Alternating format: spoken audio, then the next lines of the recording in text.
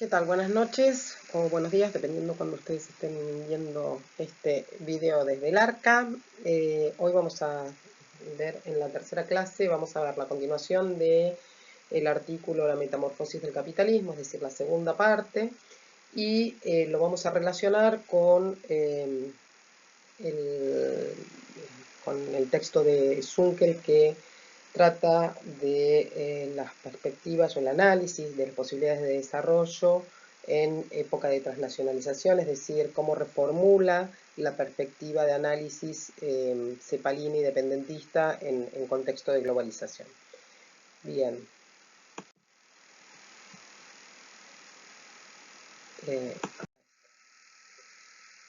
Bien, nosotros lo que vimos fue cómo era en la clase pasada, lo que vimos fue cómo se sale de la crisis del 30, cómo la crisis del 30 se produce a partir del endeudamiento de Europa y la imposibilidad de cobrar ese endeudamiento por parte de Estados Unidos, del capital financiero en Estados Unidos, de los bancos de Estados Unidos, y que por lo tanto esto trae una crisis a nivel internacional. Y vimos que la salida de la crisis había dos propuestas, una propuesta que era de House y otra propuesta que era de Keynes, que finalmente la que adoptan la mayoría de los países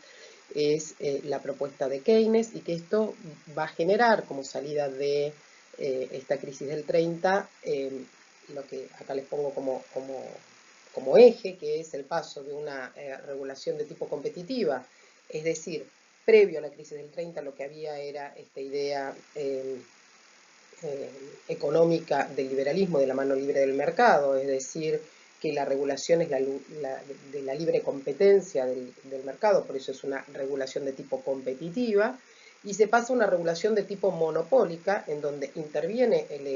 los estados. Ustedes deben haber visto en los prácticos cómo a partir de la crisis lo que se produce es un cierre del intercambio comercial internacional, un cierre de los mercados hacia dentro de las fronteras de cada uno de los países, y cómo cada uno de los países intenta hacer ese desarrollo desde las políticas keynesianas del desarrollo de un mercado interno, es decir, cómo van fronteras hacia adentro, ¿sí? Lo vimos en la clase pasada, yo les había comentado que se había implementado esto que se conoció como la New Deal, que en una frase, algo así, decía Roosevelt, decía, bueno, le pago a un operario para que haga un pozo, le pago a un operario para que tape el pozo y así generar empleo. Entonces, de lo que se trata es del paso digamos, en este periodo, se trata del paso de una regulación de tipo competitiva a una regulación de tipo monopolista a través de una creación de instituciones y creación y fomento de la organización en corporaciones e instituciones que están, digamos, reguladas desde el Estado, es decir, una nueva normatividad que está regulada desde el Estado y que intenta regular esto que yo les había dicho, creo que desde el primer video, que es lo que va a atravesar toda la materia, que es estar en el modo de producción capitalista, cómo se articula esta relación capital-trabajo. Es decir, bueno, esto de establecer, digamos, relaciones sociales, dice, bueno, de tipo fordista, ¿no? Lo que vamos a ver ahora es qué características, o sea, avanzamos, qué características va a tomar, qué modelo de acumulación, qué estrategias de acumulación para el capital se van a decidir para garantizar esa acumulación de capital para la salida de la crisis, y qué características tiene el capitalismo desde posguerra fundamentalmente hasta la crisis del 73, conocida como la crisis del petróleo o crisis de la producción basada en la energía barata, y cómo la salida de la crisis pone de nuevo sobre el tapete la propuesta que había quedado desestimada, la de House, que había quedado desestimada como salida de la crisis del 30, digamos, muchos analistas posteriores lo que plantean es que queda desestimada justamente para poder frenar el, el, digamos, el avance del bloque socialista y que por lo tanto por eso se toman en cuenta este tipo de regulación de las relaciones entre capital y trabajo dentro de la política keynesiana, que sumado al desarrollo de un Estado social, ahora vamos a ir aclarando un poco esto, van a dar lugar a lo que se conoció como el Estado de Bienestar. Lo vamos a ver de nuevo más en profundidad, pero digo, ahora les voy comentando. Y, digamos, como salida de la crisis del petróleo, de la crisis de energía barata, lo que vamos a ver es, digamos, el reposicionamiento de esas propuestas que habían quedado desechadas en, para salir de la crisis del 30 y que dan lugar a lo que posteriormente se conoce como neoliberalismo o políticas neoliberales. Bien. La salida de la crisis del 30 lo que produce es un periodo histórico que se lo conoce como la edad de oro del capitalismo. Esta edad de oro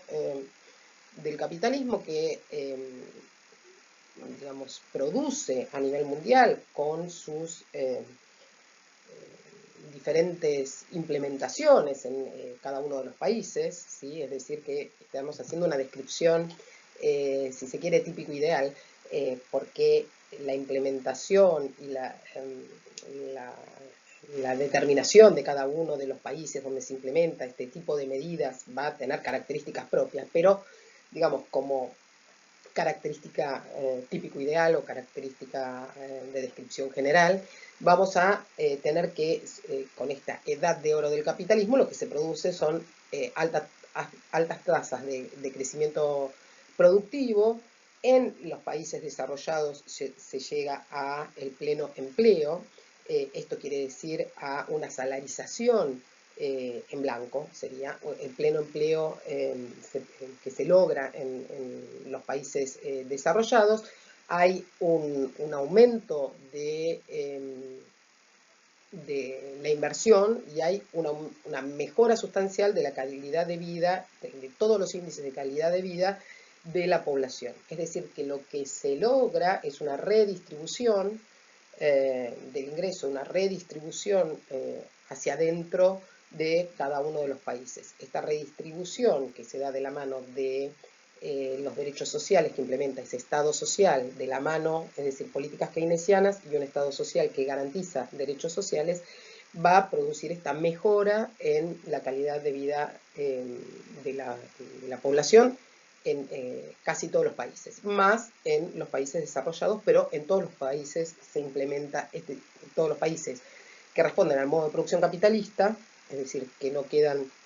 del lado del bloque socialista, tienen esta mejora en la calidad de vida. ¿Cómo se lo describe esta edad de oro? ¿Qué es lo que se implementa en esta edad de oro? Lo que se conoció como el círculo virtuoso del capitalismo, es decir, de la mano de la producción fordista o el modelo fordista de acumulación que implicaba, digamos, una producción a escala, una economía a escala, basada en el petróleo como energía barata y en la producción en cinta de montaje, ¿sí? Que bueno, que ustedes deben haber visto en varias películas, pero que digamos, podemos caracterizar como con una frase de Ford que decía en esto de la economía en escala de bienes de consumo durable, decía, pueden elegir el color del auto siempre que sea negro, ¿no? O algo así. Es decir, que hay una producción en escala de bienes de consumo durable, hay un incremento salarial de los obreros. La idea de Ford era que los propios obreros pudieran comprar lo que se producía, digamos, el incremento salarial producía una mayor demanda de la mano del desarrollo del mercado interno, del fortalecimiento del mercado interno de los países, producía una mayor demanda, esta mayor demanda incentivaba la producción, por lo tanto se necesitaba mayor cantidad de mano de obra, y esto iba generando una rueda, este círculo virtuoso que era esto que se había originado con la frase que les comenté de Roosevelt, ¿no? O sea, genero empleo pagándole a alguien para que haga un pozo y a otro para que lo tape, pero con ese salario genero demanda hacia dentro del mercado interno. Esa demanda incentiva la producción. Al incentivarse la producción, las empresas, las industrias necesitan mano de obra, hay mayor empleo, por lo tanto, y incrementos de salario, por lo tanto, se mejora la demanda y así sucesivamente se genera ese círculo virtuoso, ¿no? La demanda genera mayor producción, etc. Esto de la mano de este modelo fordista de economía en escala, cinta de montaje. ¿Qué quiere decir esta economía en escala? Que van produciendo esto que se conoció como los bienes de consumo durable, pero también como la línea blanca que vemos en todas las películas que describen el estilo de vida americano, ¿no? La línea blanca, el lavarropas, la heladera, el televisor, todo blanco, que vamos a ver que este tipo de economía y este tipo de producción después lleva a, digamos, a la crisis de este tipo de estrategia de acumulación como cuello de botella. Es decir, bueno, no voy a avanzar. Digo. Entonces, lo que se logra de la mano del Estado, que aparece como fiel de la balanza, es decir, como regulador de las relaciones entre capital y trabajo, como promotor del desarrollo digamos, del reconocimiento de los sindicatos y de las corporaciones obreras y de las organizaciones empresariales, y establece ese vínculo, esa relación, regulando la relación entre capital y trabajo. Por eso se dice que el Estado funciona como fiel de la balanza, es decir, como el que regula esa relación entre capital y trabajo.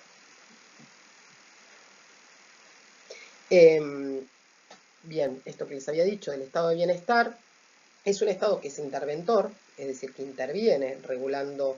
ya no es la libre, por eso es una regulación de tipo monopolista, porque ya no es la libre competencia la que interviene, sino que hay un estado regulando esta conformación y fundamentalmente la organización del mercado interno. Bueno, y también el Estado participa generando, digamos, empleo a partir de, es un Estado también empresario que genera producción de bienes y servicios y participa, digamos, en la producción de bienes y servicios, y de esta manera también interviene en el mercado, fundamentalmente en el mercado de trabajo, ¿sí? En esta regulación entre capital y trabajo. En principio, generando la demanda, ¿sí? Contrato a alguien, ¿sí? Para que tenga un salario con el cual consumir dentro del mercado interno. Bien, a ver si me olvido alguna cosa.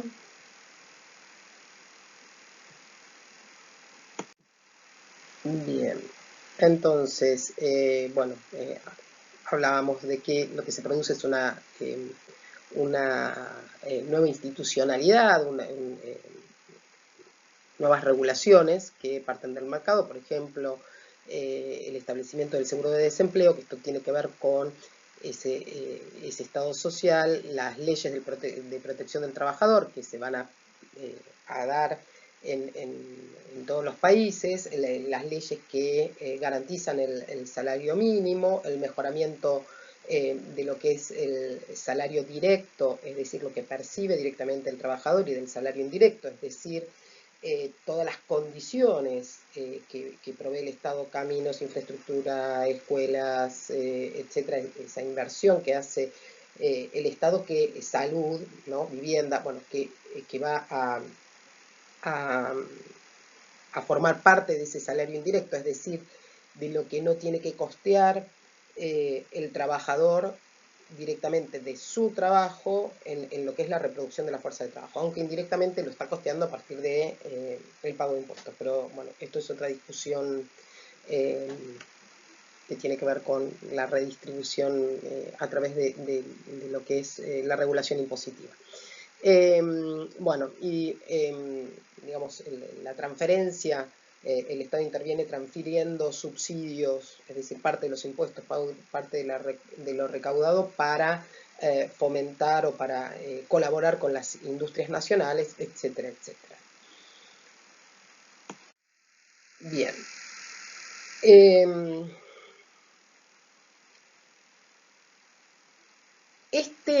Digamos, esta etapa que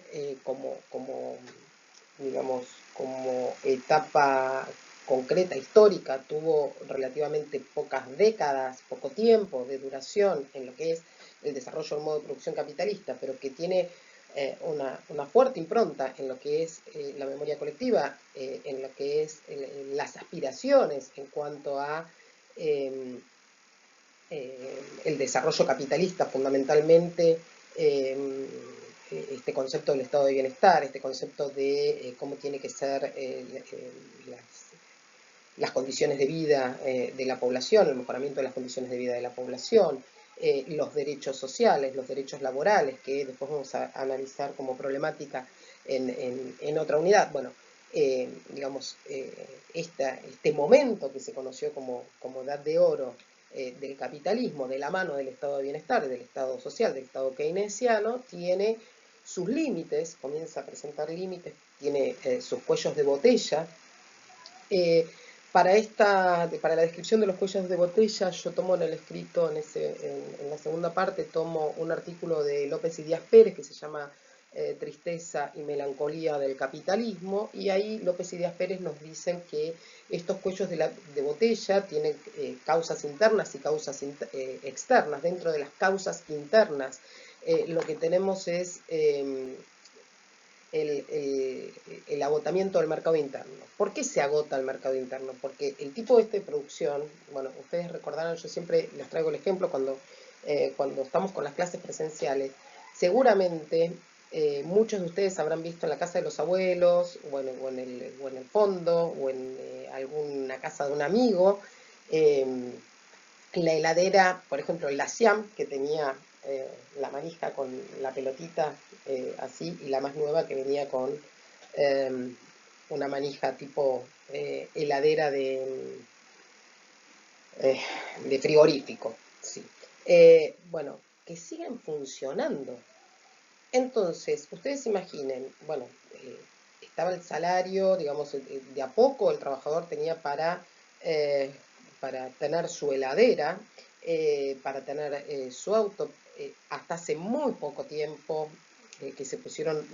regulaciones, la BTV y todo esto, veíamos, por ejemplo, los Siam di tela, digo Siam porque era como el emblema de la producción a escala de este tipo de bienes de consumo durable que había en Argentina, ¿no? O Westinghouse, que era, digamos, el modelo donde tomaba siempre. Veían el Siam di tela como taxis en Capital Federal, en Cava, o acá en Mar del Plata, o el Peugeot 404, digamos. Se produce una saturación porque ya, digamos, en determinado momento no hay a quién vender ese tipo de productos que son durables en serio, es decir, que no tenían la obsolescencia tecnológica que está pautada en los electrodomésticos o en los productos que compramos ahora, ¿no? Que, por ejemplo, no sé, uno compra un termotanque, una heladera, les debe haber pasado en su casa que sus padres o ustedes dicen, pero se rompe todo junto, bueno, porque está pautada como una obsolescencia del producto que como mucho puede durar 7 años. Si duró más de 7 años, eh, toquen madera. Bien, entonces hay una saturación del mercado interno y eso es un cuello de botella al modelo. Por el otro lado hay cuestiones de tipo técnico que son los tiempos muertos, los desequilibrios que se producen dentro de la línea de montaje, la falta de flexibilidad laboral, es decir, esta regulación laboral que había traído tantos beneficios, en determinado momento se transforma frente a ese agotamiento del mercado interno, se transforma en un obstáculo, esa falta de flexibilidad laboral. También dice que hay dentro del interno cuestiones de orden social como el aumento del ausentismo, el aumento de las licencias que estaban garantizadas por las leyes laborales, la reducción de la intensidad del esfuerzo laboral, es decir, el rendimiento de la hora de trabajo empezó a decaer, ¿no? Bueno, las huelgas, reclamando mayores salarios, los costos crecientes que produce la fuerza de trabajo y, digamos, bueno, un deterioro de la calidad del trabajo que empieza a registrarse bueno, y que quieren reducir del lado del capital, ¿no? Entonces, digamos, a partir de fines de los 60, y esto está marcado fundamentalmente por los conflictos que se producen en Francia en el 68, pero también en Argentina con el rosariazo y el cordobazo, en Francia con el reclamo de los obreros de la Renault, lo que se conoce como el Mayo francés, pero también, bueno, en otros países, más o menos por la misma época, en el 68, que fue un año de efervescencia, de conflictividad, de huelgas, de revoluciones, comienza toda esta etapa de conflictos y huelgas que se expresan por un lado del lado de la lucha sindical, bueno, que cuestionan, pero también de otros movimientos sociales que van a cuestionar la organización fordista fundamentalmente en lo que tiene que ver con la autoridad, con las jerarquías, con la organización, ¿no? Y del lado del capital lo que aparece en este conflicto son los intentos los intentos frente a la reducción de la tasa de ganancia, los intentos de hacer recortes salariales, ¿no? Esto es lo que genera los conflictos, y recortar, por ejemplo, conquistas laborales obtenidas como bueno, el tema de la cantidad de licencias o el tema del ausentismo, etcétera, etcétera, el presentismo, etcétera, etcétera. Bien,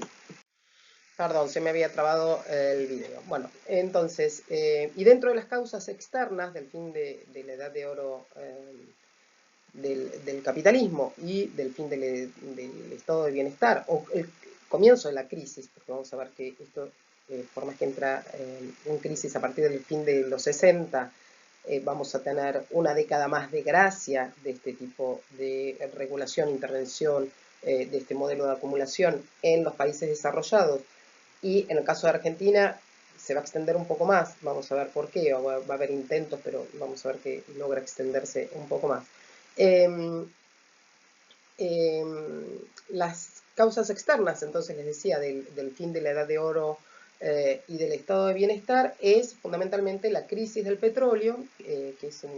una crisis de modelo de acumulación basado en energía barata. La crisis del petróleo se produce a partir de la coordinación, la agrupación de los países productores de petróleo en la organización de la OPEP, como estos países productores de petróleo, que aumentan el precio del barril un 1000%. Esto produce un gran impacto en lo que es la rentabilidad, la tasa de ganancia del modelo de acumulación basado justamente en la energía del petróleo. Y acá yo les había traído una frase del libro donde yo saqué esta caracterización, que es Melancolía del Capitalismo, de López y Díaz Pérez, que dice así, dice: la crisis brindó la oportunidad para que las corrientes conservadoras, esto que yo les decía que habían aparecido ya en el 30, vuelvo, la crisis brindó la oportunidad para que las corrientes conservadoras propagaran con fuertes bríos el cuestionamiento hacia la excesiva presencia estatal en la economía. La recesión se explica en esta versión por las extendidas reglamentaciones gubernamentales que, supuestamente, habrían obstruido la acción de las fuerzas de mercado, y la inflación por la desmedida extensión de los gastos públicos que llevaron a crecientes déficits fiscales y a una incontrolada expansión monetaria. Se argumentó, es decir, digamos, generando inflación, ¿no? Se argumentó que el Estado habría sido sobrecargado de demandas por parte de diversos grupos sociales que pugnan por obtener a través de él transferencias de dinero. Bien, eso sería transferencias de la distribución de ese ingreso. No llego a leer porque justo el video tapa. Okay.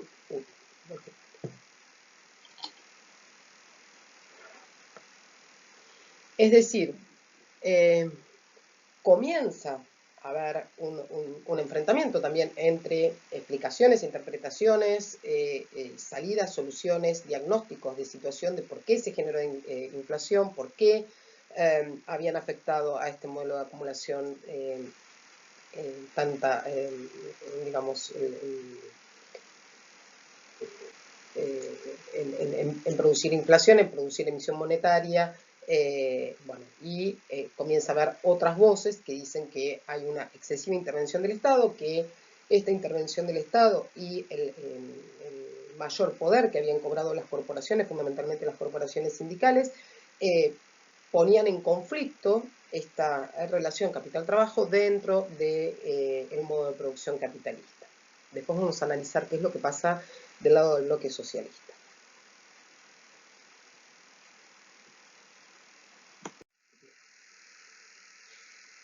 ¿Cómo se sale de esta crisis del petróleo, de la crisis del 73? ¿Cómo se sabe? ¿Cómo se sale? Bueno, esto es, si no fuera tan dramático, sería hasta cómico. En realidad, toda esa renta del petróleo que consiguieron los países de la OPEP, y esto hay otros trabajos de investigación que han hecho otros autores, no se utiliza fundamentalmente para el desarrollo de los países petroleros y para una mejor calidad de vida de la población de los países petroleros, sino que es puesto en el mercado financiero que fundamentalmente estaba manejado por los países desarrollados y fundamentalmente por las organizaciones de crédito internacional de tipo privada, y vuelve al mercado internacional con lo que se llamó como petrodólares, es decir, que había una disponibilidad de petrodólares, ¿sí? En el mercado, que para que ese capital fuera rentable, para hacerlo circular, se ofreció, estaba disponible, casi regalado, en créditos que se ofrecían a los países periféricos. ¿Para qué? Como había hecho Estados Unidos en la Primera Guerra Mundial, que ofrecía créditos a Europa para que siguieran comprando sus productos. Bueno, acá se ofrecían estos créditos a la periferia para poder seguir sosteniendo el intercambio comercial, fundamentalmente de este capital que ya se había transnacionalizado desde la Segunda Guerra Mundial. Entonces, lo que se produce como salida de la crisis, que es este endeudamiento de los países periféricos, la masa de petrodólares en el mercado financiero, lo que se va a producir es lo que se llama una regulación macroeconómica de tipo privado, ¿no? Que produce una internacionalización comercial, una internacionalización de tipo productiva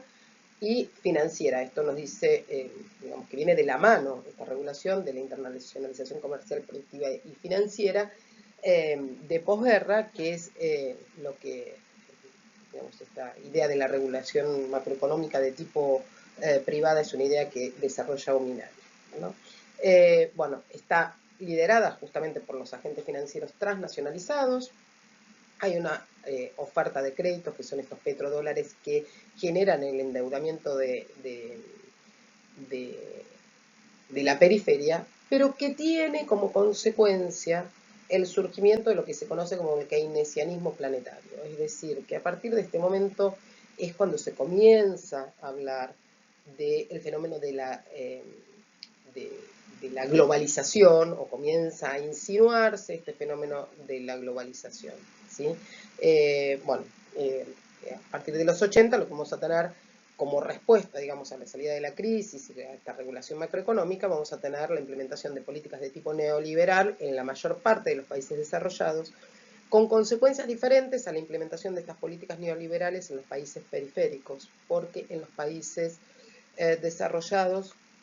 no se llega a desmantelar totalmente el Estado social, es decir, no se llega a desmantelar digamos, el derecho a la salud, el derecho al trabajo y el derecho a la vivienda, como sí sucede en los países periféricos. Es decir, que digamos, la implementación del modelo neoliberal tiene características diferentes de acuerdo a si se implementa en los países desarrollados o en los países periféricos, o los países que tienen más recursos o los países que tienen menos recursos. Digamos, esta regulación macroeconómica lo que va a producir es que se modigeren, que sean menos menos drásticos en un primer momento la crisis, ¿no? Y suaviza, digamos, las tendencias depresivas, es decir, a la depresión económica en los países desarrollados y, bueno, origina esta, digamos, esta esta transformación de manera mucho más lenta, justamente porque intervenía todavía la idea política, la Guerra Fría, el mundo bipolar, que hacía que hubiera que detener desde lo político el avance de las experiencias comunistas, ¿no? Bueno, esto que va a llevar entonces durante todo lo que es los 70 el endeudamiento de la periferia, ¿no? Justamente para garantizar que digamos, las exportaciones para los países industrializados, ¿no? Y bueno, esto va a llevar a que en los 80 se produzca lo que se conoce como la crisis de la deuda en todos los países de la región, en todos los países latinoamericanos. Bien, vamos a analizar entonces ahora el otro bloque, qué es lo que pasa en los socialismos reales, qué es lo que pasa, esto lo tienen al final del texto de Pachensa, también lo tienen en la segunda parte de La metamorfosis del capitalismo, que es el artículo que les había hecho yo como apunte de teóricos. ¿Qué es lo que pasa en los socialismos reales, ¿no? Bueno, en los socialismos reales venían con un declive económico, ¿no? Y un declive de lo que es el bienestar de la población, es decir, de indicadores sociales básicos, fundamentalmente en todos los países europeos. Bueno, hay procesos que son diferentes en los diferentes países, pero lo que vamos... lo que lo que vamos a ver es cómo esta crisis termina en, un proceso, en lo que se conoce como el proceso de balcanización, es decir, de disgregación de todos los países que conformaban el bloque soviético, de separación y de conflictividad y de resolución de nuevos estados de manera más o menos conflictiva, ¿no? Acá yo les traía una frase de Hobsbawm, recomiendo el libro de Hobsbawm, creo que ya se los recomendé, se los vuelvo a recomendar, que describe justamente este siglo XX corto, ¿no? Dice Hobsbawm, el deterioro de los indicadores, estos indicadores sociales básicos, es decir, que la población no tenía mejoras sustanciales comparada con los logros que se había tenido dentro de lo que era la expresión capitalista democrática. Dice, esto minó la confianza en el socialismo quizá más que cualquier otra cosa, porque su capacidad para mejorar la vida de la gente común mediante una mayor justicia social no dependía básicamente de su capacidad para generar mayor riqueza. Hacia adentro de los países socialistas comienza a haber una crítica sostenida a lo que se conoce como la nomenclatura, es decir, esta organización burocrática del partido, en la cual las críticas eran críticas al patronazgo, al nepotismo, al acomodo, a la incompetencia, a la corrupción, y si bien, digamos, con lo que es la crisis del petróleo, un país como la Unión Soviética y los países del bloque soviético, Rusia, por ejemplo, que era uno de los primeros productores de petróleo, podía ver, digamos, incrementado sus ingresos, sus recursos, en realidad esto no se había traducido en un mejoramiento productivo y un desarrollo, lo que sería un desarrollo de las fuerzas productivas. Y en cambio, en el modo de producción capitalista, la crisis de la producción basada en energía barata había llevado a producir rápidamente una innovación tecnológica, por ejemplo, en todo lo que es esta revolución científico-tecnológica, todos los desarrollos que se dan en Silicon Valley, ¿no? como manera de buscar otras alternativas productivas basadas en otro tipo de energía. Bueno, este proceso nos estaba dando en los países soviéticos. Bueno, entonces, digamos, los países socialistas no habían enfrentado, digamos, la crisis de esta manera, sino que utilizaban los recursos que venían del aumento del petróleo en, digamos, en una distribución bastante asimétrica, fundamentalmente entre esta corrupción que se producía hacia adentro de la nomenclatura de esta administración desde el Partido Único. Acá les traje otra frase de Hobsbawm. Dice, la crisis petrolífera tenía dos consecuencias aparentemente afortunadas. A los productores de petróleo, de los que la Unión Soviética era uno de los más importantes, el líquido negro se les convirtió en oro. Los millones entraban a raudales sin mayor esfuerzo, posponiendo la necesidad de reformas económicas y permitiendo a la Unión Soviética pagar sus crecientes importaciones del mundo capitalista con la energía que exportaba. Es decir, no produce esa reconversión dentro de lo que es el desarrollo productivo. La otra consecuencia aparentemente afortunada de la crisis del petróleo fue la riada de dólares que salía ahora de los multimillonarios países de la OPEP y que distribuía a través del sistema bancario internacional en forma de créditos a cualquiera que los pidiera. Muy pocos países en vías de desarrollo resistieron la tentación de tomar los millones que se les metían en los bolsillos y que iban a provocar una crisis mundial de la deuda a principios de los 80. Para los países socialistas que sucumbieron a esta tentación, especialmente Polonia y Hungría, los créditos parecían una forma providencial de pagar las inversiones para acelerar el crecimiento y aumentar el nivel de vida de la población. Bien, bueno, en Polonia, léanlo en el texto de Pacenza, se da un proceso particular con intervención de la organización sindical llamada, cuyo secretario general o presidente era Lech Walesa, que aliado con quien fuera Karol Wojtyła, que era Juan Pablo II, produce esta digamos, separación de Polonia o esta transformación de Polonia, ¿no? Y luego, bueno, la balcanización de otros países. La separación de Checoslovaquia en la República Checa y la República de Eslovaquia. La disgregación, hay una película que es maravillosa, que Underground, dura como 4 horas, pero justamente habla de ese proceso de balcanización, es decir, qué pasa con los países de los Balcanes, ¿no? De Europa oriental, y habla qué es lo que pasa en Yugoslavia, cómo se desmembra Yugoslavia, que había podido mantener unida Tito, ¿no? Bien, entonces, dentro de los países socialistas no se puede aprovechar esta oportunidad por justamente ese tipo de administración y esa estructura partidaria como muy rígida, por estas cuestiones internas. Entonces lo que produce la corrupción del partido y justamente la crítica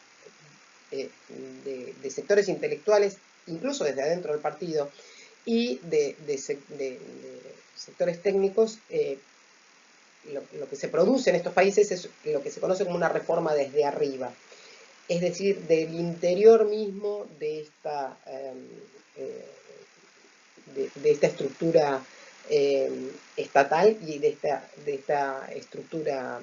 partidaria. Es Gorbachev, creo que se pronuncia Gorbachev, Mikhail Gorbachev, o no sé cómo se pronuncia en ruso,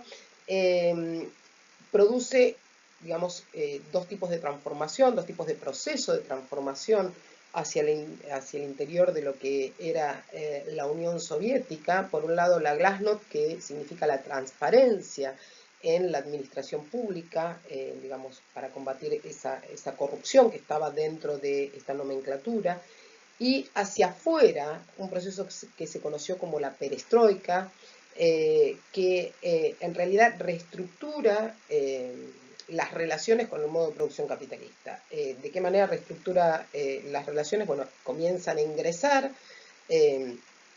capitales transnacionales y subsidiarias transnacionales en territorio de la Unión Soviética, y hay intercambio, un tipo de intercambio comercial mucho más fuerte, que lo acerca, digamos, a la relación con el modo de producción capitalista o con los países de esto que se conocía como el primer mundo. El primer mundo era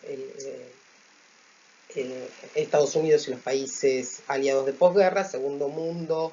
los países socialistas, los socialismos reales. Entonces, bueno, el intercambio que se da en produce esa reestructuración económica y política que lo acerca más, digamos, al modo de producción capitalista, sin dejar de tener una organización política de tipo capitalismo de Estado, como describen los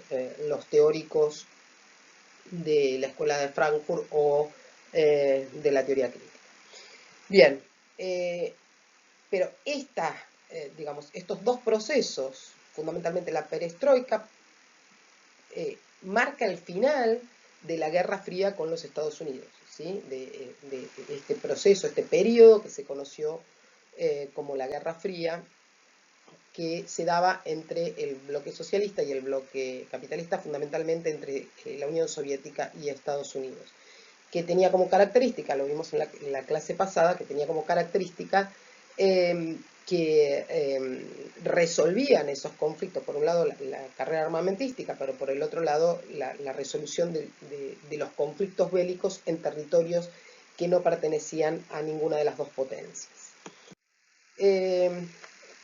Bien, otro proceso interesante, importantísimo, que se da posterior a la crisis del petróleo, y digamos, como cerrando ese ciclo de edad de oro del capitalismo, es la caída del muro de Berlín, que marca el fin del mundo bipolar, ¿sí? El muro de Berlín se había comenzado a construir en agosto del 61, ¿sí? Y estuvo, digamos, lo que en principio era un trámite de aduana y de control entre Alemania Oriental y Alemania Occidental, había terminado siendo un muro que separó, que dividió digamos, la Alemania capitalista de la Alemania socialista, y que había separado familias que no se podían ver, y esto duró 28 años. Hay un montón de películas donde ustedes pueden ver bueno, todos los intentos de pasar de un lado al otro, bueno, la cantidad de muertos que quedaban en ese paso, intentando escapar, pasando el muro desde el lado socialista al lado capitalista, ¿no?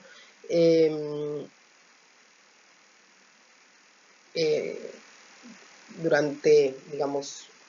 durante esos 30 años el muro fue justamente un símbolo de ese mundo bipolar, ¿no? desde agosto del 61 hasta noviembre del 89. En mayo recién se comienzan a abrir las fronteras entre Austria y Hungría, que formaban parte Hungría formaba parte del bloque soviético. Y ¿qué era lo que pasaba? Que muchos alemanes viajaban hasta Hungría y desde ahí pedían asilo a la República, en la República Federal Alemana. Y bueno, finalmente en noviembre, el 9 de noviembre, ahí yo les puse una cita, bueno, el 9 de noviembre comienza a abrirse, es decir, que se permitía pasar de un lado para el otro, ahí comienzan a agolparse miles y miles de personas y a partir de eso las mismas personas son las que empiezan a desarmar el muro. Lo cuento, para la gente de mi generación fue muy fuerte ver, digamos, las familias y las personas tratando de desarmar, de tirar abajo ese muro. Pueden ver documentales, sé que para muchos de ustedes es, con suerte, esto que yo les estoy contando es un video de Pink Floyd o un recital de Pink Floyd en Alemania, pero si pueden leer algo de historia van a comprender lo dramático que, eh, que fue, bueno, esa consecuencia de la Segunda Guerra Mundial. Yo acá les había puesto una cita que es manifestaciones multitudinarias llevaron a que el 9 de noviembre del 89 el gobierno informara que el paso hacia Occidente estaba abierto, miles de personas se agolpaban en los únicos pasos migratorios para cruzar, produciéndose un éxodo masivo. El 10, alemanes de uno y otro lado comenzaron a sacar ladrillos del muro, terminando con 28 años de división territorial. Y bueno, esta caída del muro de Berlín es lo que marca el fin del mundo bipolar. Esperen que quiero ver si me olvidé de decirles algo. Bien, bueno. En el texto ahí está explicado que son 43 kilómetros que dividían un territorio del otro, que eran muros en algunos lados de 3 metros, de 4 metros, de 5 metros. Bueno, eso lo pueden leer mejor. Y de nuevo, insisto, se pueden leer Hobsbawm, maravilloso. Bien. Saben que me di cuenta que tratando de editar los videos, que no los sé editar, pero lo que me di cuenta viendo cómo quedaba el sonido de los videos es que digo demasiadas veces bien. Ahora lo digo y me río, pero me sé. Bien, lo dije, igual. Características del capitalismo transnacional. Acá les traje un punteo. ¿Por qué? Porque tenemos que relacionar esto que vimos hasta recién del capitalismo, lo tenemos que poder relacionar con el material de Zunkel, que nos trae otra interpretación a las explicaciones de la teoría de la dependencia y de la CEPAL desde América Latina, hace una reformulación para explicar qué es lo que pasa con el desarrollo capitalista en su etapa transnacional, ¿no? Como de organización transnacional. Entonces, acá les traje un punteo que lo tienen en el texto de Pachenza, que serían como las características generales de este capitalismo en su nueva etapa de organización transnacional, ¿no? Es decir, esta recapitulación, me olvidé de poner un paréntesis, de cómo fue esta economía de posguerra para poder articular con el texto de Zunkel, que ustedes tienen en ese módulo 1, que tienen una selección pequeñita. Bien, como primer característica entonces era la afluencia de las filiales manufactureras, filiales de producción y filiales de servicio, que eran norteamericanas, europeas y japonesas, ¿sí? en los diferentes puntos del planeta. La internacionalización del capital, pero también la internacionalización de los procesos productivos, es decir, que hay, digamos, relaciones comerciales de empresas transnacionales dentro de los mercados internos de cada uno de los países, es decir, hay una integración vertical y una integración horizontal del capital. Estas filiales son filiales que producen para el consumo interno de los países donde están instaladas, ¿sí?, de la nación receptora, o para realizar exportaciones de materias primas o determinados productos para los países desarrollados, produce fundamentalmente a partir de los 50 un aumento del comercio internacional, y se establece esto que en Pachensa está bien descrito, de esta nueva lógica donde algunos países periféricos producen y exportan artículos de la industria de consumo en el mercado internacional, ¿no? Entonces, desde el punto de vista de la teoría social, es en este periodo donde encontramos las dos explicaciones: la teoría de la modernización, que era esta teoría desarrollista, de la modernización triunfante, o de la modernidad de posguerra, o de la modernización de posguerra, que la encontramos dentro de la teoría social, no solamente de las teorías económicas de los rostonianos y los neo-rostonianos, sino también dentro de la teoría social, por ejemplo, todas las perspectivas de análisis de un Parsons se incluiría dentro de esta visión, y la teoría de la dependencia, que ya describimos, que intentaba, que desde América Latina, intentaba combinar la interpretación del deterioro de los términos del intercambio, centro-periferia, y con, digamos, el materialismo histórico, y por eso hablaba de esa acumulación originaria de capital y de del desarrollo subdesarrollante y del desarrollo y subdesarrollo como dos caras de la misma moneda.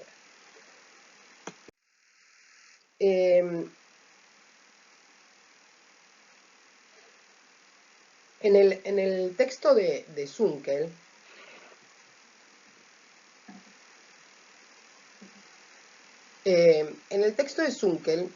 les traje una cita porque tenemos que identificar esto que él nos describe como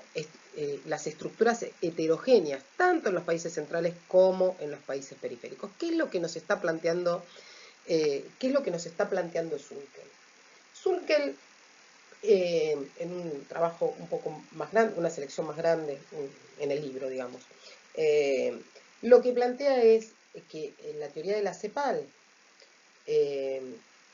era correcta, es decir, el análisis de los países centrales y los países periféricos era sumamente correcta en la visión de Prebisch, pero fundamentalmente para analizar otro tipo de capitalismo, que era el capitalismo decimonónico.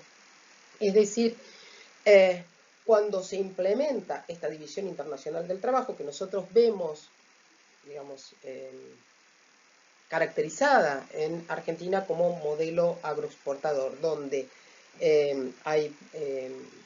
países productores de materias primas y países productores de productos manufacturados, y que fundamentalmente la separación entre países centrales es la caracterización de países que producen desarrollo de fuerzas productivas y tecnología y productos industrializados, y los países periféricos son los que entraban en desventaja comparativa por que en el intercambio siempre perdían, y habíamos dicho que tenían que exportar cada vez más para incorporar los productos industrializados del centro. Entonces, Zunkel lo que va a decir es, esta perspectiva, esta lectura, está bien para otro momento que no es el momento actual del desarrollo del capitalismo, es decir, no es el momento, no es la etapa en donde comienza a producirse esa transnacionalización del capital, ¿sí? Esto que describimos recién con las características del capitalismo transnacional. Y fundamentalmente él va a tratar de identificar cómo puede ser un modelo de análisis en esto que él llama capitalismo oligopólico tecnoindustrial en su nueva etapa de organización transnacional. Ahora lo vamos a ver. Entonces, acá les había traído una cita, porque en esta cita, en el texto que ustedes, de la selección que ustedes tienen para leer,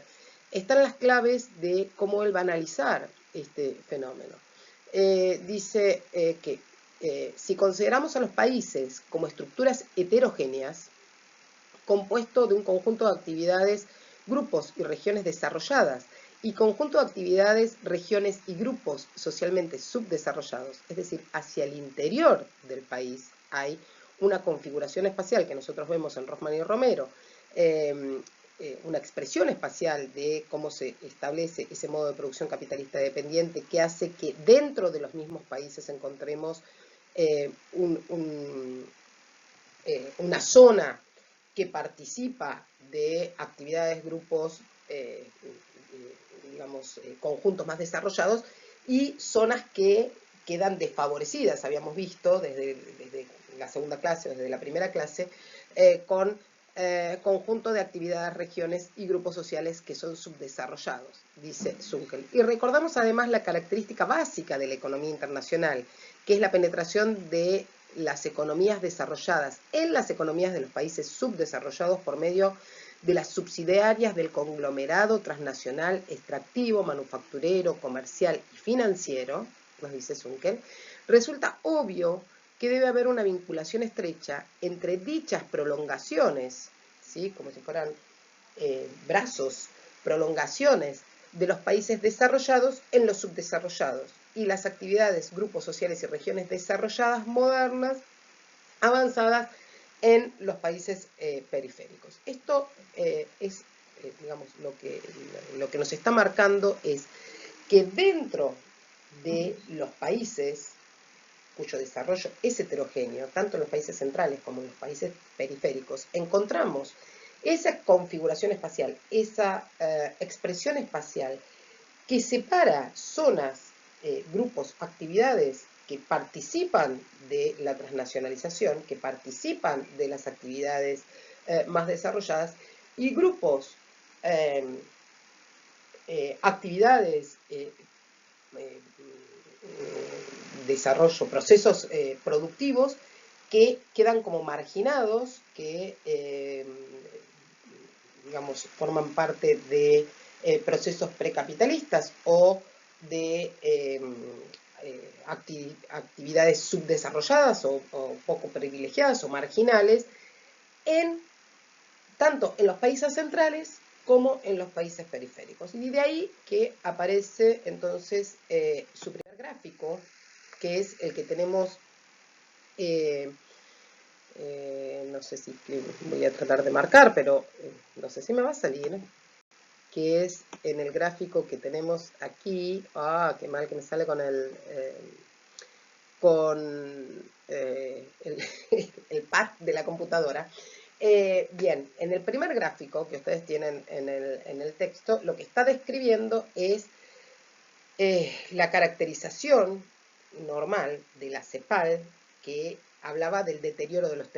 términos del intercambio, es decir, la identificación de los países desarrollados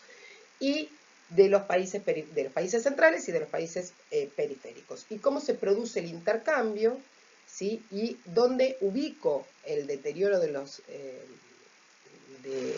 términos del intercambio. Esperen que borro esto. Donde ubico el deterioro de los términos del intercambio, lo ubico aquí, ¿sí? Entonces, ese modelo, ¿qué es lo que me permite ver? La brecha entre países centrales y países periféricos, o entre países desarrollados y subdesarrollados, o entre países, digamos, dominantes y dominados, ¿sí? Esa es la lectura que puedo hacer con ese gráfico. Bien. Cuando él incorpora esta idea de que dentro de cada uno de los países nosotros podemos identificar zonas privilegiadas que participan de ese intercambio, que participan de la economía transnacionalizada, que participan a partir de la internacionalización productiva, financiera y comercial de esa nueva etapa del capitalismo, en su nueva etapa de organización transnacional del capitalismo. Entonces ahí tenemos este segundo gráfico, que sería este, que está acá, donde encontramos dentro de los países centrales una mayor parte de las actividades que son expresión de esta nueva etapa del capitalismo, es decir, de una economía transnacionalizada, pero que aún en esos países centrales encontramos, no sé si lo voy a poder señalar, pero encontramos una pequeña parte, que sería esta, de actividades que quedan marginadas de esa economía transnacional. Y dentro de los países periféricos encontramos una pequeña parte de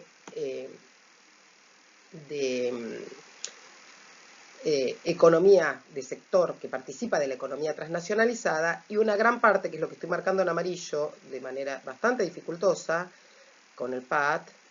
y una gran parte de actividades, grupos y regiones que quedan marginadas de los beneficios o de la participación de la economía transnacionalizada. Horrible como queda esto pintado, pero bueno, más o menos para que ustedes se den cuenta. Esta reformulación que él que él hace respecto del modelo anterior de análisis del capitalismo y cómo hay que modificarlo para considerar esta nueva etapa de organización transnacional, nos permite comprender cómo la brecha, ¿sí?, no se produce, digamos, como habíamos señalado en el primer gráfico con la línea roja, entre países centrales y países periféricos, por el deterioro de los términos del intercambio, sino que encontramos una brecha, esperen que encuentre, ahí está, que la brecha la vamos a encontrar acá, dentro de los países periféricos, ¿sí?, y acá, dentro de los países centrales. Bien, pasamos entonces al último cuadro que él hace, donde lo que tenemos es este análisis a partir de este gráfico, donde lo que analiza es ese capitalismo oligopólico tecnoindustrial en su nueva etapa de organización transnacional, parece un trabalenguas, que produce esa integración vertical dentro de cada una de las filiales y esa integración de producción, ¿no? Y esa integración horizontal entre espacial, ¿sí? Y que yo, para que se acuerden, siempre les doy, ¿cómo se denomina esto? Que parece un trabalengua, siempre les doy una regla mnemotécnica, que es eso que les aparece entre paréntesis, que dice cotineotra, K por capitalismo, O por oligopólico, la T y tecnoindustrial en su nueva, la N, etapa, la E de organización o transnacional, el TRA. Bien, nada, si les sirve para acordarse. Si no les sirve, usen otra regla que les sirva a ustedes. Esa es la que me sirve a mí para acordarme cómo denominarlo. Bien, les decía, él entonces hace este planteo donde lo que nos va a decir es que el sector transnacionalizado de la economía, que sería este que está acá, que marca en este horrible, en este sector donde los sectores transnacionalizados comparten simbólicamente, comparten intereses, salarios, o sea, comparten desde lo social, lo económico, la visión de mundo, digamos, las lecturas, los gustos, el cine, la moda, los salarios. Comparten todo, tienen todo eso en común, tienen una visión de mundo en común quienes participan de la economía transnacionalizada en los países centrales y en los países periféricos. Y ahí señala la brecha. Y dentro de los países periféricos y dentro de los países centrales hay una población, un conjunto de actividades, de conglomerados que están, digamos, marginados de esa integración transnacional, que no participan de la economía transnacionalizada más que de manera periférica, más que de manera marginal. ¿Y cuál es la consecuencia? Por un lado, lo que vemos es que la brecha se da no entre países, sino hacia el interior de los países. Pero lo que nos permite este análisis es poder identificar lo que nos dice Zunkel, es que es mucho más fácil la coordinación de quienes comparten esa visión común, es decir, de la economía transnacionalizada dentro del modo de producción capitalista, quienes participan de las mismas actividades, de los mismos salarios, de las mismas lecturas, del mismo cine. Dice, es mucho más fácil, él trae una cita del New York Times y dice, bueno, nuestros lectores a lo largo del mundo la tienen ahí en el texto, pero es mucho más fácil, digamos, compartir intereses y que, por ejemplo, dice él en el libro, por ejemplo, que un gerente, un director, un CEO de una empresa transnacionalizada en Argentina concuerde más, interprete mejor o tenga la misma visión de mundo que otro de, no sé, Japón, la India, Estados Unidos, Inglaterra, que pueda comprender y que pueda compartir la visión del mundo muchas veces con su coterráneo, es decir, con alguien de su propio país. Es decir, que la brecha se marca entre estos dos sectores hacia adentro, que es lo que después en Maristeles Vampa ustedes van a leer como esta polarización que se produce hacia el interior de la sociedad, ¿no? Como dos fuerzas societales opuestas, dice Maristeles Vampa. Y esta lectura lo que permite es ver, porque él nos dice, bueno, es mucho más fácil que se entiendan porque comparten una cultura, comparten todo esto que venimos hablando. Dice, mientras que los sectores marginados de cada una de las sociedades, tanto de los países centrales como de los países periféricos, es más difícil que puedan concordar en su organización, porque tienen cada uno cosmovisiones más locales,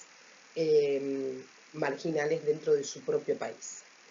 Bien, eso sería, digamos, la nueva perspectiva o el nuevo modelo de análisis que plantea como reformulación de la teoría de la dependencia y la teoría de la CEPAL, Zunkel, o como continuación, o esa reformulación. Bien.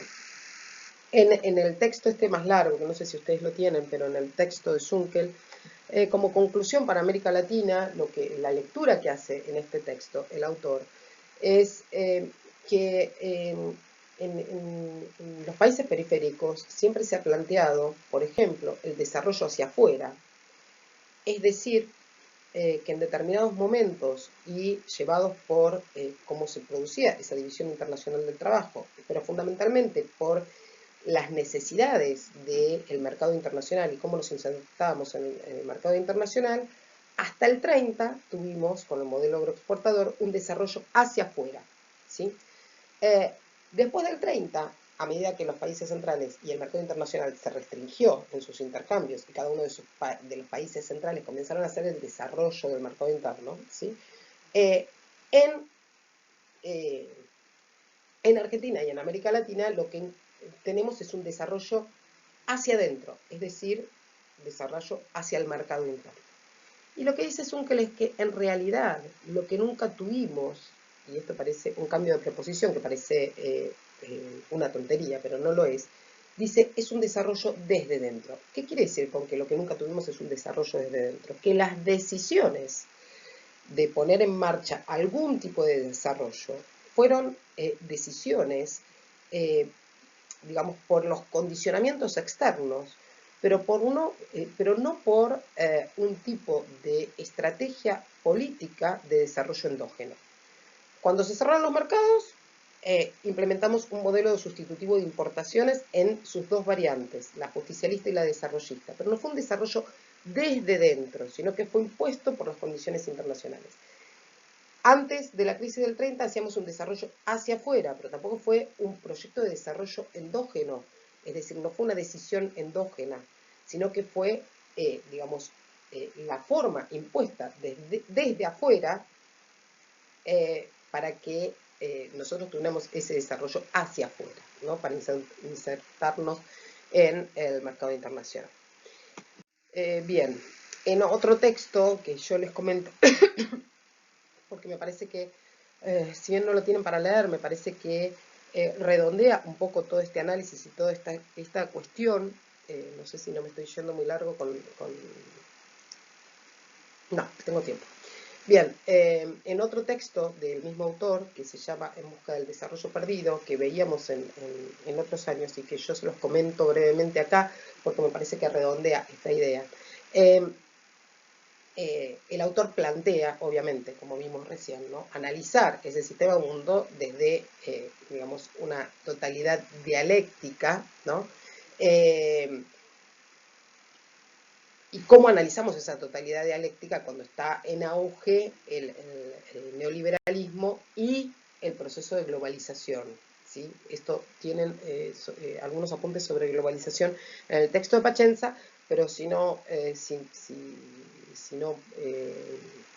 nada, necesitan, me preguntan, me piden y les subo algún PowerPoint respecto del proceso, del análisis de los procesos de globalización. Bien, me piden por el campus o por el blog.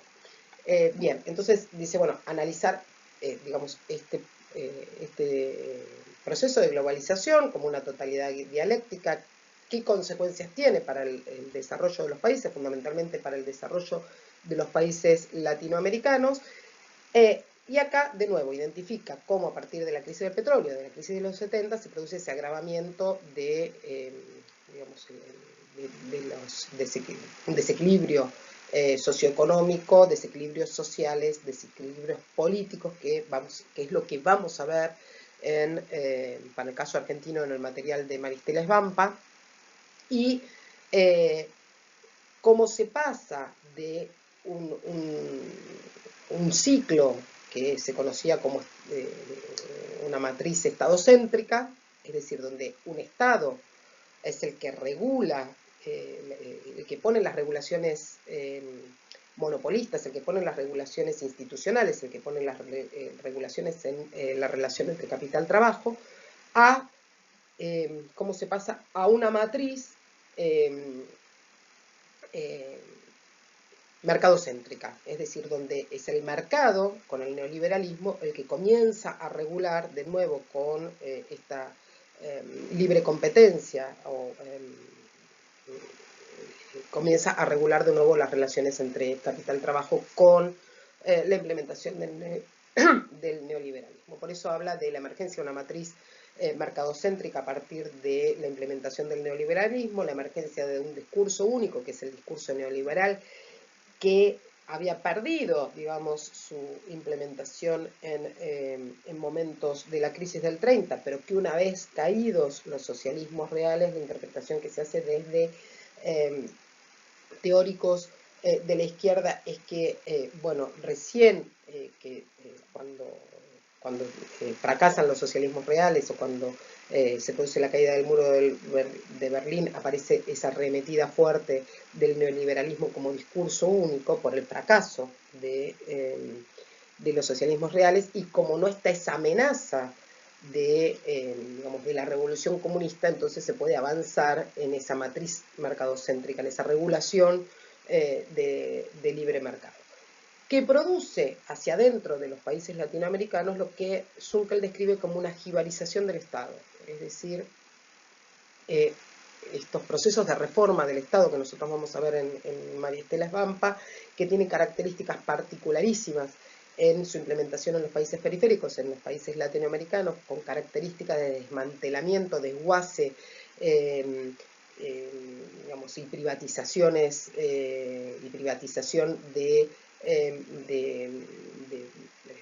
diferentes áreas de la vida social. Este proceso de jibarización del Estado es lo que nos dice Zunkel respecto de un Estado que tiene digamos, que era la jibarización, el achicamiento de cabezas, ¿no? Los jíbaros producían la reducción de la cabeza. Acá, cuando él dice jibarización del Estado, está diciendo es un Estado que tiene pocas posibilidades de regulación o de intervención de las diferentes áreas de lo social, porque se ha producido una privatización de diferentes aspectos de la vida social. Ya lo vamos a ver, vamos a ir viendo estas cuestiones a lo largo de cuando analicemos las diferentes problemáticas. Y el proceso de globalización como una nueva fase de aceleración y ampliación de los procesos de secularización, de separación y de expansión del capitalismo. Entonces, Zunkel en este material, en este texto que les traigo ahí para terminar de redondear este análisis de la cuestión histórica, dice, bueno, para esto vamos a tomar dos dimensiones de análisis, una dimensión que es la extensiva o la dimensión territorial, ¿sí? De incorporación de nuevas geografías a lo que es la producción capitalista, la economía de mercado, ¿sí? Piensen en la caída también de los socialismos reales, es decir, que hay incorporación real de nuevas geografías a la economía de mercado, y la intensiva o, dice él, la otra dimensión, o de intensificación de el traspaso de producción de bienes y servicios de la esfera pública a la privada. ¿Sí? Por ejemplo, privatización de la salud, por ejemplo, privatización de la seguridad, por ejemplo, bueno, de diferentes, esto que les decía, de diferentes áreas de la vida social que se van privatizando, ¿sí? Y que, en las cuales, digamos, tiene intervención el mercado, ¿sí? Donde antes había una regulación estatal o a partir de esto del Estado social, ¿no? Entonces, servicios de la esfera pública a la privada, a la esfera del mercado, donde se van colonizando otras esferas de la vida social. O sea, el mercado va avanzando en la sustitución de producción de valores de uso por mercancías, es decir, por bienes que son intercambiados en el mercado, va avanzando y por eso habla de una intensificación de los procesos, ¿sí? Y de privatización de diferentes áreas de la vida social. Entonces, nos advierte Zunkel sobre este carácter dialéctico de la globalización que produce estos avances, estos desarrollos, esta intensificación, esta incorporación de nuevas geografías, pero que a la vez produce las contradicciones propias del modo de producción capitalista, ¿sí? Entonces hay este carácter dialéctico de la globalización produce ese avance, esa intensificación, esa incorporación de nuevas geografías y mayores contradicciones en un doble movimiento, dice él, de expansión del desarrollo, de expansión del desarrollo de las fuerzas productivas, y por el otro lado, de destructor y de desplazador, produce desplazamientos en lo social y de otros modos de producción, ¿sí? Por eso él dice, bueno, hay que recuperar este estado que quedó jibarizado, es decir, que con poca fuerza para intervenir en la regulación capital-trabajo, hay que recuperar rápidamente, nos dice Zunkel, ese rol del Estado. Para esto hace este diagnóstico, que es del desarrollo capitalista en tiempos de globalización, en tiempos de capitalismo oligopólico, tecnoindustrial, en su nueva etapa de organización transnacional, que era lo que habíamos visto en el texto anterior, donde vuelve a remarcar esto que ya había caracterizado, la inclusión de ciertas actividades, ciertos procesos, ciertos conjuntos poblacionales y la marginación y exclusión de otros sectores sociales, con características dramáticas de expansión de sectores que están en la pobreza, en la exclusión, digamos, pobreza, exclusión y marginalidad social, ¿no? Como que se produce esta globalización económica que es totalmente desigual y totalmente heterogénea. Y como otra característica, dice, bueno, la penetración cultural de la globalización, donde la apelación desde lo simbólico es la inclusión de todos a partir del consumo, digamos, la inclusión de todos a partir de lo simbólico y la exclusión a partir de los procesos de consumo, ¿sí? Y de los procesos productivos. Entonces, hay un contraste entre lo que es esa apelación simbólica de las posibilidades del desarrollo y digamos, la posibilidad de apropiación real dentro del mundo globalizado. Entonces, digamos, como característica sería este de crecimiento económico, desarrollo económico, sin desarrollo social que produce, bueno, el deterioro de la calidad de vida de amplios sectores de la población, que es lo que vamos a ver en el texto de Svampa, y digamos, qué consecuencias trae para la mutación, lo que ella denomina la mutación argentina, ¿no? En Argentina y en América Latina, pero fundamentalmente cuando analiza el caso argentino, cómo se produce esa mutación argentina en los diferentes sectores de la población, cómo estas transformaciones generan una gran conflictividad social y conflictividad política, y cómo esta conflictividad social y conflictividad política falla de los mecanismos de integración social o de cohesión social que venían de la mano de la matriz estadocéntrica, como al fallar esto, esta conflictividad comienza a ser una amenaza para los procesos democráticos, para la gobernabilidad de los diferentes países, por ejemplo, bueno, a partir de las protestas sociales, de las conductas más individuales o, por ejemplo, el proceso ese que describe Svampa de descolectivización creciente, o cómo se vuelve a reconvertir, cómo se vuelve a reorganizar la acción colectiva, o, por ejemplo, movimientos que son antisistémicos, como, por ejemplo, el narcotráfico, la corrupción dentro de los países democráticos, y cómo ponen en jaque, digamos, la gobernabilidad de los países democráticos.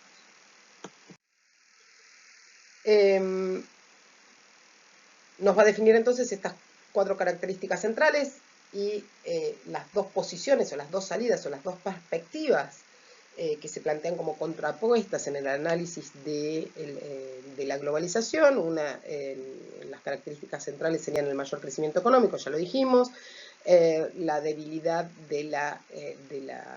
institucionalidad pública, es decir, cada vez mayores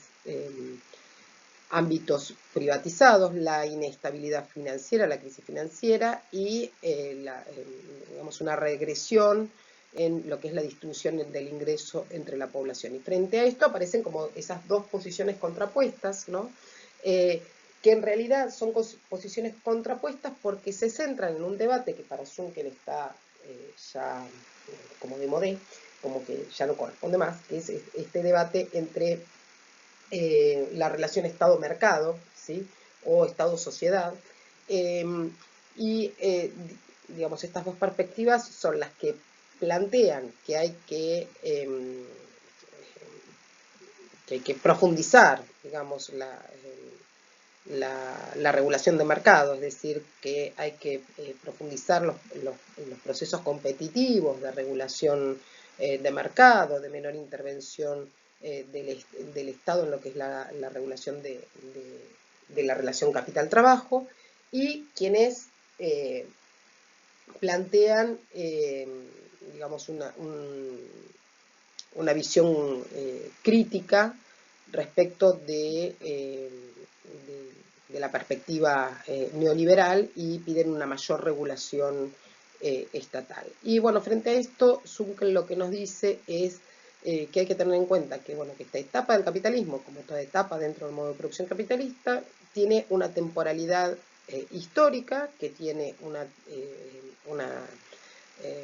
que va a tener crisis de carácter cíclico, y es una temporalidad dialéctica, es decir, que hay que considerarlo en sus aspectos sincrónicos y diacrónicos, y dentro de esa totalidad dialéctica hay que analizar las diferencias sustanciales que hay entre cómo se manifiesta este proceso de globalización en los países centrales y en los países periféricos. Y por otro lado,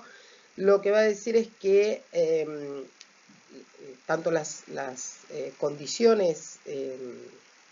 objetivas como las condiciones subjetivas del proceso de globalización tienden a fortalecer, digamos, tienden a privilegiar los procesos democráticos, la economía de tipo capitalista en todo el mundo y la economía de mercado, pero que sin embargo que esa tendencia a privilegiar, digamos, el capitalismo democrático y la incorporación de los países al mercado no implica que, digamos, que la única alternativa para mantener el modo de producción capitalista democrático sea la alternativa anglosajona, sino que se pueden plantear, no es una única alternativa. Por lo tanto, hay que analizar otras alternativas que incorporen una nueva institucionalidad y que incorporen un fortalecimiento de la toma de decisiones del Estado. Entonces, bueno, por esto propone esa visión crítica para pensar un Estado y un mercado que estén ambos al servicio de la sociedad civil, es decir, ambos al servicio de la población, ¿no?